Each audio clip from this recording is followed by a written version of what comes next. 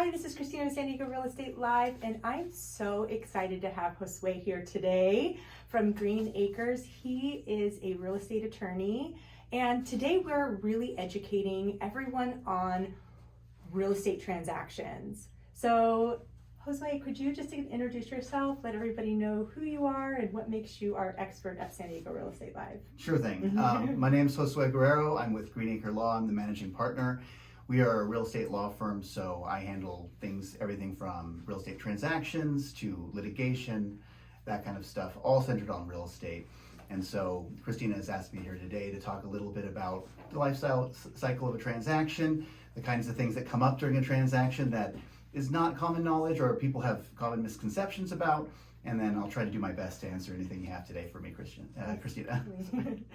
So today we're talking about the real estate transaction, and I think it's really important that you watch all the way to the end, especially if you're purchasing a home or if you're a realtor and you really want to understand the RPA and what that actually looks like, because we want to make sure we're educating our clients properly, as well as if you are one of our clients, we want to make sure that you have the right information that you need to have to be able to have a smooth transaction that's going to be seamless and that you're protected as well.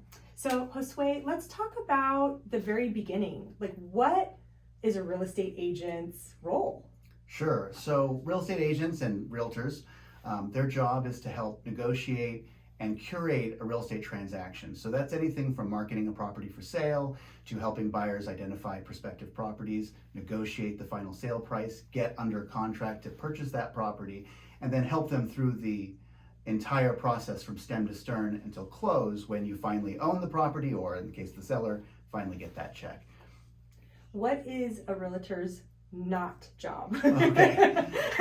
So the anti-realtor, the non-job, that's actually a common misconception. A lot of people, especially if they're not in the real estate industry, tend to think that the role of an agent's a lot larger than it actually is. The biggest thing is they are not licensed contractors. They don't know anything about construction. Being around real estate for so long, they'll know more than the average Joe, but they're not licensed. They can't say whether something was done to code. They can't say whether proper permits were pulled. They can't say whether this needs to be updated or if it's grandfathered in, or all of these types of things. A lot of people think that just comes with the role of agent, but it's actually specifically prohibited by law to give advice on these things unless you're a licensed contractor, which most agents aren't. The other thing that they're not is that they're not lawyers. Mm-hmm. And so this is something I'm very jealous about, which is legal advice.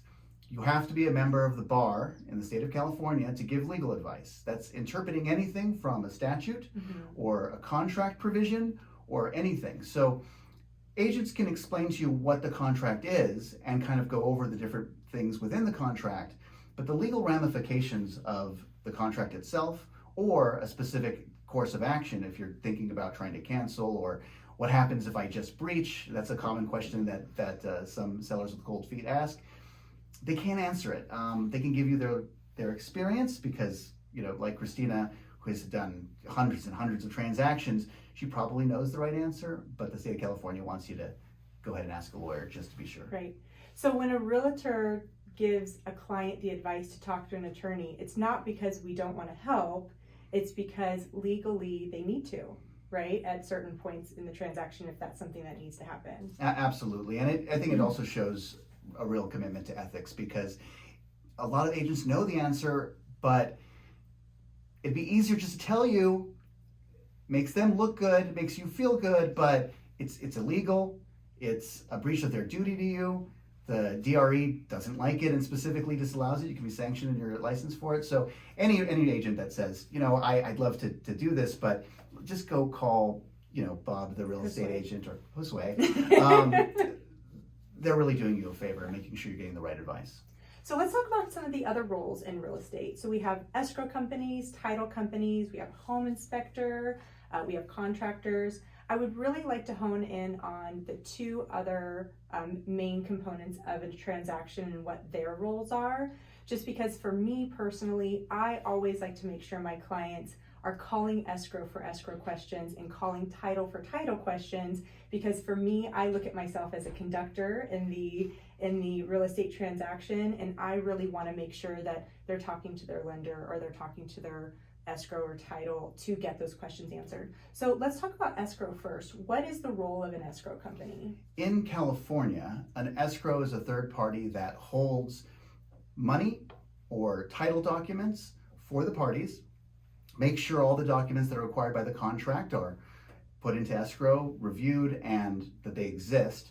Maybe not the legal ramification of those documents, but generally all the boxes are checked. This is a lot different than other states. And so investors or buyers that are coming from out of states, this can seem like a confusing process because a lot of states do lawyer closes where a lawyer's office handles title and is the escrow. That is not what it is here.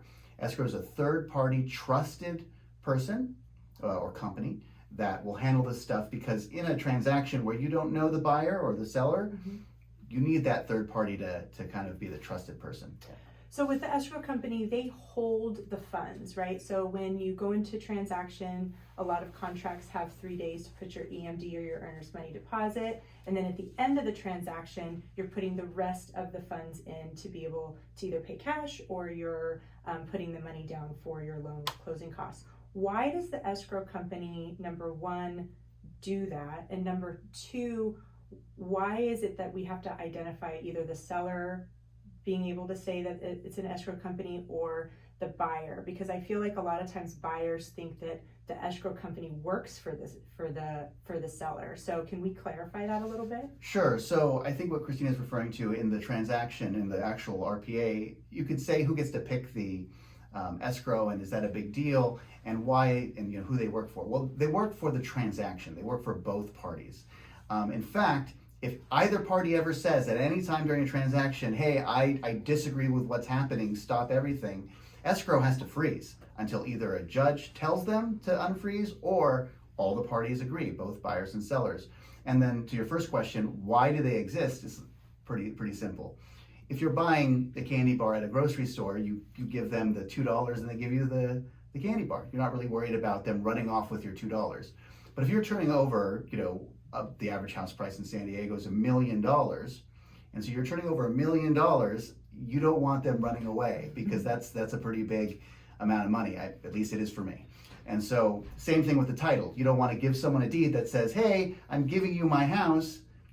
As long as you give me the money, you're gonna give me the money, right? And so that trust, that's what they are. They're trust agents that bridge that gap between strangers. Perfect. And so what is the role of a title company, if you don't mind?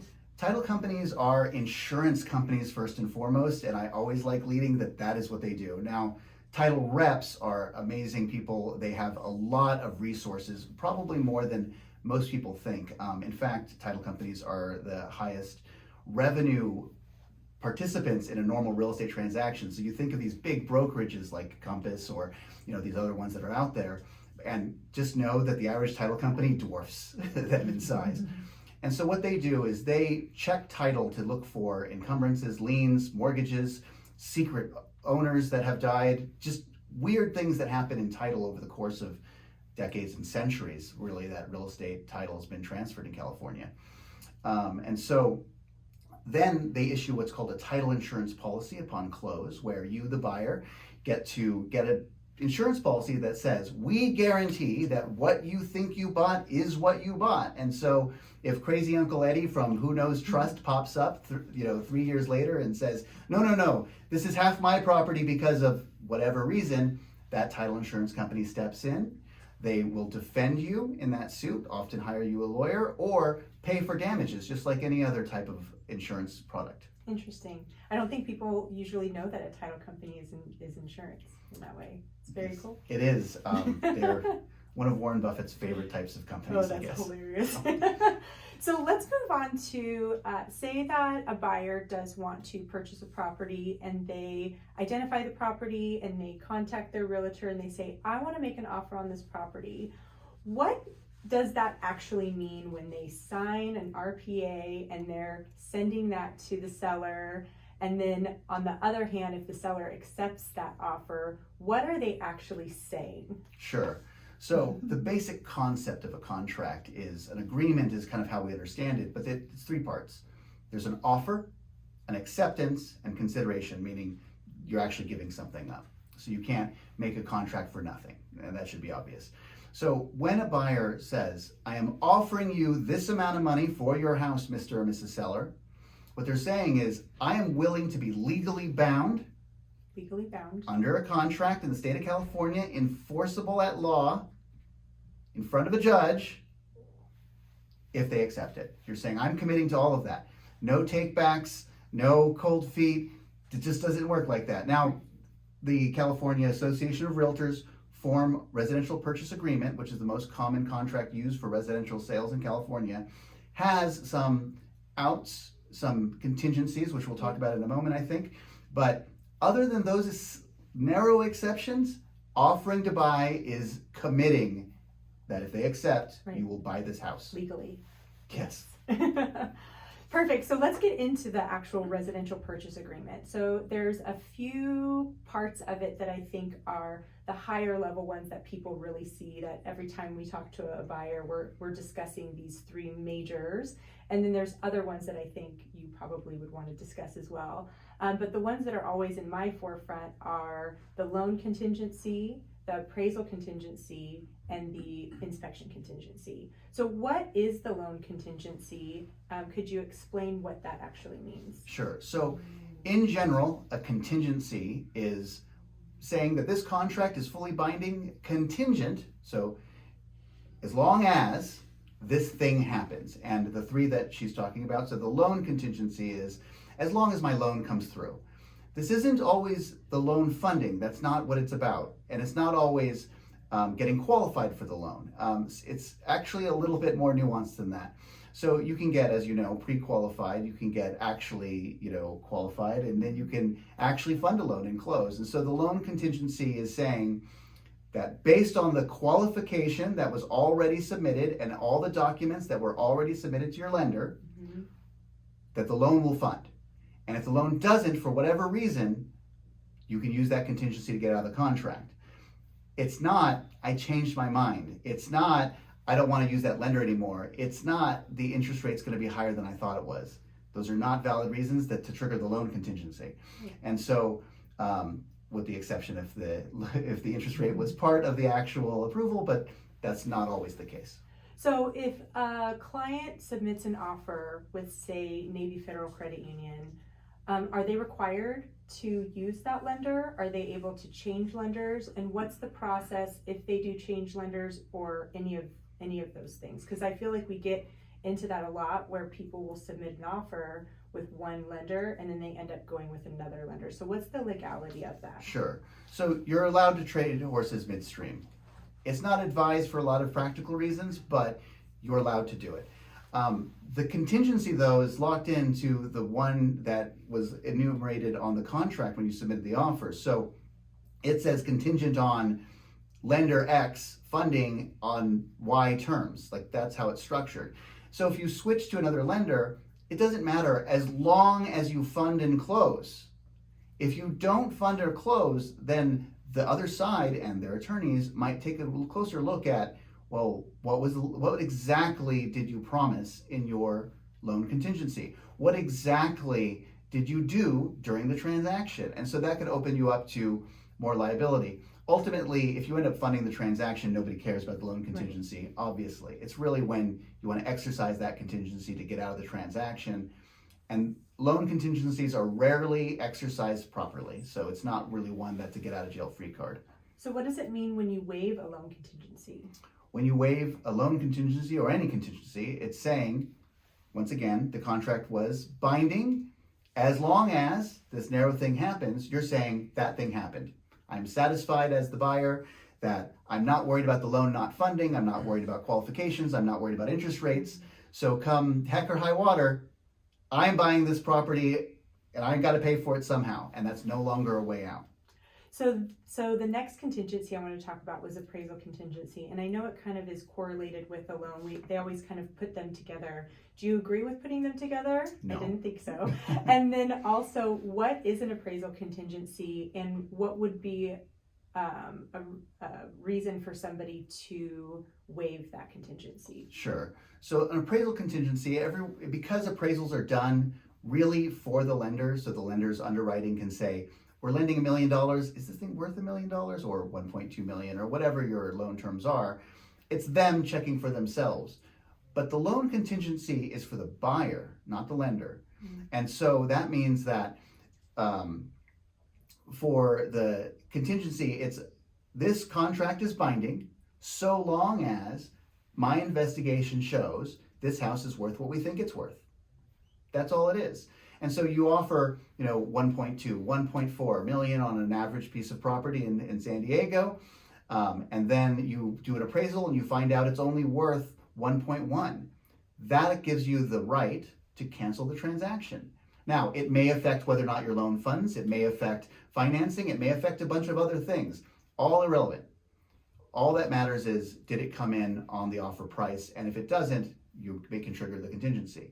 So conversely, if it comes in at or above, you're making an offer at 1.2, it comes back at 1.4, that's not a reason to cancel. That's obvious. Not a reason for the seller to cancel, which sometimes the sellers think they're allowed to cancel. It's like, wait, I could have gotten more. No. You agreed.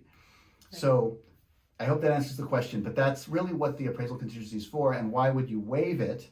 Once again, this contract's binding so long as the specific things happen. One of those specific things is it appraises for the right value.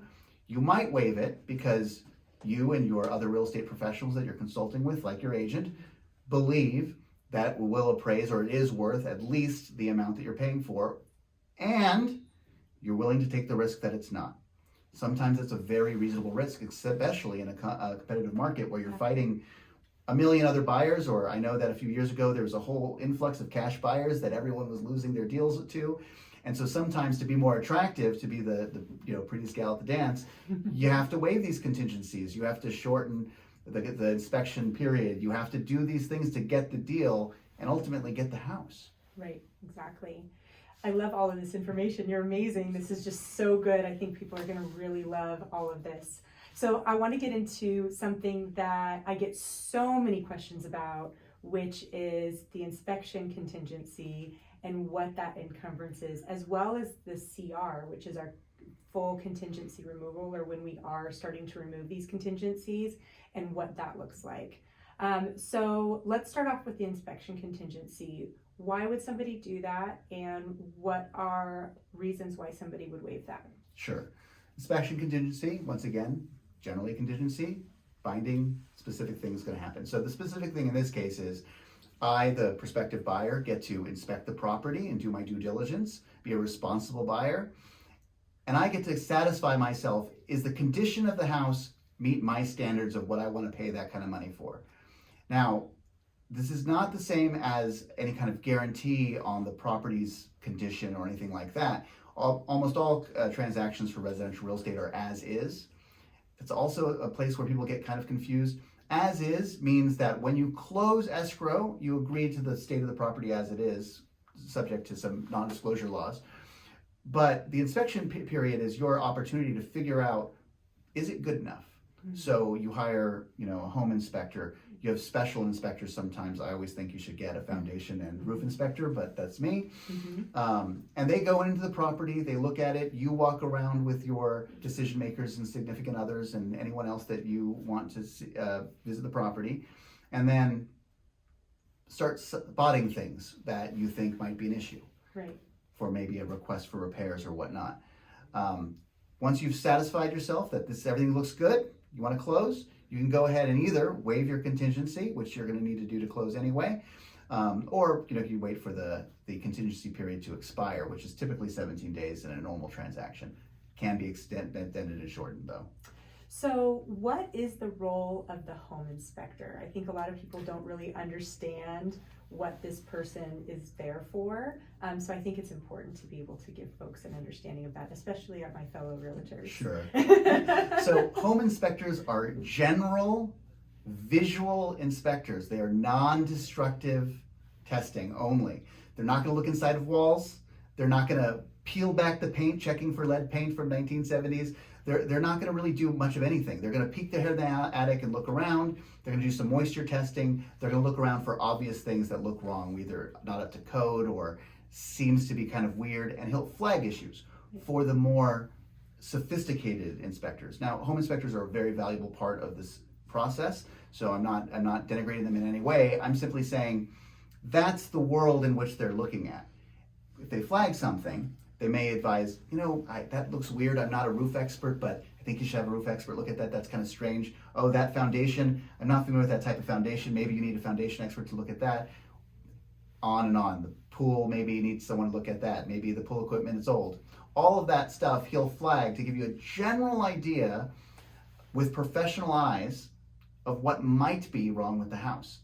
But they are not by any means issuing a warranty or guaranteeing, right. what's inside the walls, because he doesn't know, and neither do you. Right. And so with moving forward with that, when we get to the point where we are looking at the CR form, because I think it's important for people to really understand this form, and the request for repairs as well. So I think I want to start with the request for repairs, Sure. actually. So as a buyer, you have an RR and you're doing a request for repairs. Could you explain briefly what that actually means? Sure.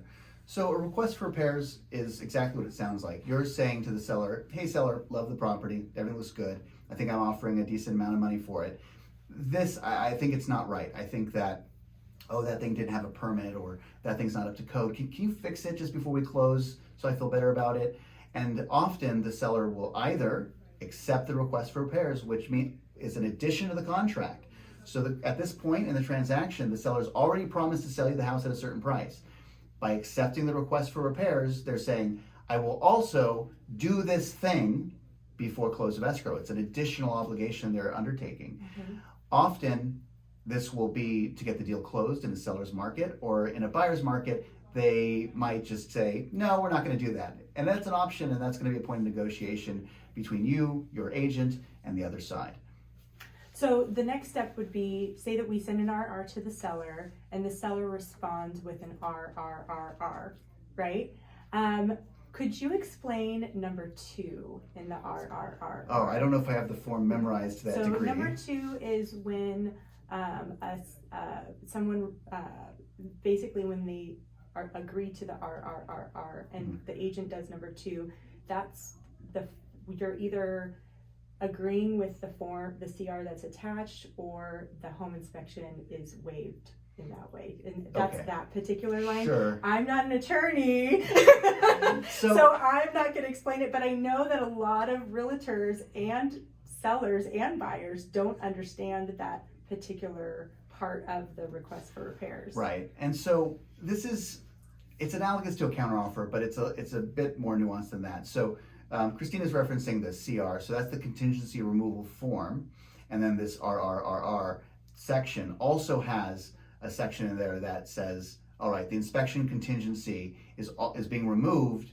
because we're agreeing to this. Right. So they're separate and different, so I'll walk through both of them together Yep. because they kind of talk to each other a little Yes. bit. In the request for repairs, you're saying, hey seller, please fix this thing and then we can do the deal. The seller says, all right, I accept it, but in exchange for me doing this extra thing that I didn't need to do when we opened this transaction, you, Mr. and Mrs. Buyer, are going to waive your inspection contingency. Because now that you've done all your inspections enough to ask me to do stuff and spend money to improve and fix the home, it's only fair that once I do that, you don't come back at me with some other thing that you found down the road. So let's get this all done in one conversation. So I'll fix the thing, you remove your inspection contingency, we will proceed with the transaction. This is different and separate and apart from the general contingency removal form. So California Association of Realtors form, the CR, is a contingency removal which says we are removing all or some of the contingencies in a transaction, and it has all of the different contingencies that is typically found in the RPA. And then if the buyer signs that document, they're waiving usually all the contingencies that are enumerated or identified in that document. You don't need a CR to waive your inspection contingency. You don't need an RRR to waive it either. These are just convenient forms that are produced by the California Association of Realtors internal legal department, because they're just amazing lawyers and they know all this stuff inside and out, and they're trying to help us not get sued. But you can waive contingencies on a napkin. So don't be careful about getting too tied up in the formalities of all of this. The forms are here to guide us, not dictate to us. Perfect. I like that. So when somebody clicks the number 4 on the contingency removal, which basically says, I'm removing all my contingencies, I've looked at title, I've looked at all of those things, versus 3, where you can identify the contingencies that you're going to keep, what does that actually mean? Okay, so we've as we've gone over a couple times, a contingency is this contract's binding as long as this thing happens. By signing number 4 on the CR, you're saying all those things have happened, satisfactory to me, my significant other, my dog, everyone, we're good with this. So there's no longer contingent or conditional, it's absolute. So something changes in your life, something changes in the market, that job fell through in Des Moines or whatever, that you're bound. The only way out at that point is if the seller allows you to be out, and a couple other very minor exceptions that rarely apply. And so when you waive your contingencies, you should be ready to buy. You should be ready to pony up the cash to close the transaction and be a proud new homeowner. What's the implication of their deposit once they sign a full contingency removal? Sure. So the earnest money deposit, that amount that you put down at the beginning to open the transaction, typically around 3% of the purchase price, that becomes a hard deposit, or some people use all kinds of weird language to describe it, but basically it's not yours anymore. I think that's the easiest way to look at it as a buyer. If you breach and decide, I can't buy this because of one of those million things that happen in life happened, by signing the CR, you're saying that deposit's going to go to the seller to compensate them for the amount of time it's been off the market, for the amount of work that we've been doing, for all of this stuff, trying to get you, Mr. Buyer, to buy this property. Right. You're going to compensate us for that. So can the seller agree to give them their deposit back after the contingency's been removed? Sure. Sellers can agree. It should never be relied upon that Right. will happen. So what if it gets to a point in a transaction, and this is kind of the part of it that's not fun to talk about, but I think it's really important for us to understand, because again, as a realtor, I'm not a lawyer and I can't give advice to my clients, I refer to you, but this is where the transaction starts to get to a point where I have to step away as the realtor, because it's the attorney's job at this point to really help the client. So what if the seller and the buyer just don't agree to either giving the money back to the buyer or the seller receiving the deposit? Either way, whether the contingencies were removed or not, if a transaction cancels and that deposit is there, what happens if there's not an agreement? Okay, so if escrow gets wind of a disagreement especially about money or closing, by law, state law, it's out of their hands. They're not allowed to give it to anybody. So they can't disperse it back to the buyer. They can't split the baby and give it to both sides. They can't give it to the seller. They're not allowed to.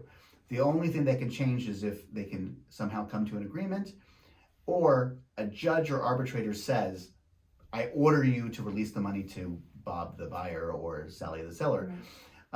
As far as this kind of dispute, the contract is really well developed about handling transaction disputes, in both to try to iron out issues so that we can get through those issues to close, or sometimes, unfortunately, get through those issues to cancel. And both are very possible.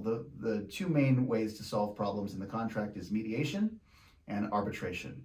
You're required to try to do mediation first. It's where both sides get together with a neutral third party and say, all right, so what are the issues? What are we willing to do? Can we work with each other and try to figure this out? Okay. If that's unsuccessful, or if one side refuses to, which is really, really bad, never do that. You waive a bunch of stuff if you do that.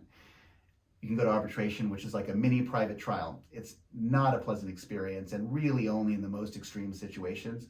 To give you an idea, though, I've done about 200 mediations on transactional disputes, and I've only had 7 not settle. So it's very uncommon to go past that stage. Okay. But there are unreasonable and crazy people out there, so it may not be you, it may be the other side. Right, exactly. Well, that's really great information. I love that part of it as well, because I think it's important for folks to understand, number one, what am I actually saying when I get into a transaction? What are the due diligences that I'm able to do or execute during this transaction? What's the point in time when I can no longer say no? And then what would that look like afterwards? I think the final thing that I kind of wanted to talk about was, once a transaction is closed, say that they get their keys to their house and everything's great, and something happens afterwards. Is there any kind of situation that you've heard of? Because I haven't come across that, to be quite frank, but it's interesting, right? Is there anything that ever happens after a transaction that you would say is something to give people advice on that kind of aspect? A lot. And so I figured as much, but I kind of always step away after that, and my clients have always been really happy with their purchases. So, give us some insight, maybe Sure. briefly, of Okay. some things that somebody can do if maybe something happens where they don't have discovery, or there's some other, I don't know, you tell me. Well, the number one category of things that happens after close is non-disclosure. And so in the state of California, the sellers are required by law to disclose to the buyer all facts that would materially affect the value of the property. That's a really big category. That can be anything from crazy Eddie neighbor that's always cranking up his motorcycle at 5 o'clock in the morning every single day. That might be something that you should have been told about. Right. Or, oh, we replaced the roof back in 92, but we used my cousin Bob instead of a licensed contractor. Or any number of things, additions without permits, ADUs or garage conversions done without licensing or any kind of permission from the county. All of that stuff needs to be disclosed. So if it wasn't and you found it, well, the seller's in some trouble. A lot of people immediately go back to their agent and said, you should have known about this. But as we've talked about at the top of this interview, Christina's not allowed to pull permits. They're not allowed to give advice on this stuff. So, and they wouldn't know anyway. I mean, how would you or I know if there's some defect hidden in the wall that the seller was, giggling about at close? I mean, that's rare. And as Christina pointed out, it is very rare for transactions. Now, in my world, it's very common because, of course, what happens when you see that? You come running to a real estate attorney. And so most of the transactions I see are people in that situation. So I do want to touch on one thing that you said that you upped one of my thoughts on seller disclosures. So there's two different types of seller disclosures that I've come across, and there might be more, but these are just in my thought process. So there's a seller disclosure of somebody that's actually lived in the property, versus there's a different kind of disclosure, right, when they've never lived in the property. Could you explain just really quick, and we'll wrap this interview up, but just the difference between the two, and any advice that you'd want to give a buyer if they are getting disclosures from somebody that hasn't lived in the property versus lived in the property? Sure. Yeah. Generally, you shouldn't rely on disclosures. You should do your due diligence and be ready to accept weird things that you didn't know about, because buildings are large, complex objects with a million different parts, and you're not going to know everything, and you need to be okay with that. That said, the person that originally bought the house in 1940 and has lived there and raised a family and grandchildren and all of that stuff, they're going to know most of the stuff about the house. They're going to disclose most of the main stuff. They shouldn't be scared if they're getting like 50 pages of disclosures, because they've lived there for 25 years, right? I would be thrilled if I got, when I help my clients in a transaction, we over disclose. That's always just over disclose. Now there's the other situation where house flippers, that's a really, most non-disclosures happen with house flippers. And also in probate estates. So where someone has passed away and it's a trust sale or a probate sale, the heirs are doing their best to go through the house and disclose everything they know about, but they didn't live there. So they don't know anything more than your inspectors are going to tell you. So in those transactions, which often can be great deals and great ways to find real estate, the buyer needs to be okay with the fact that the seller knew less and therefore disclosed less, because the disclosure rules only require disclosure of stuff the seller knew about. So if they didn't know, they can't tell you. Interesting. So thank you so much for all of this great information. We've gone probably longer than we've ever gone in an interview, and I know that this is information that folks really need to know. I love all of this, and if you need some more information, how can folks get a hold of you if they need a real estate attorney or if they have a question? Because you're so good. You have such a great team that answers questions, and they're really on it. So I want to make sure that if you do have any questions about real estate law, that they contact you. I appreciate that. So once again, my name is Josue Guerrero from Green Acre Law. We can be found at www.greenacre.law. Perfect. And I want to, for you all to keep in mind, if you are buying a home, find an agent that is a full-time agent that really understands and has done a lot of transactions, because we're really able to help you go through a transaction and really understand what's going on. And then we have great teams to be able to advise on the law side.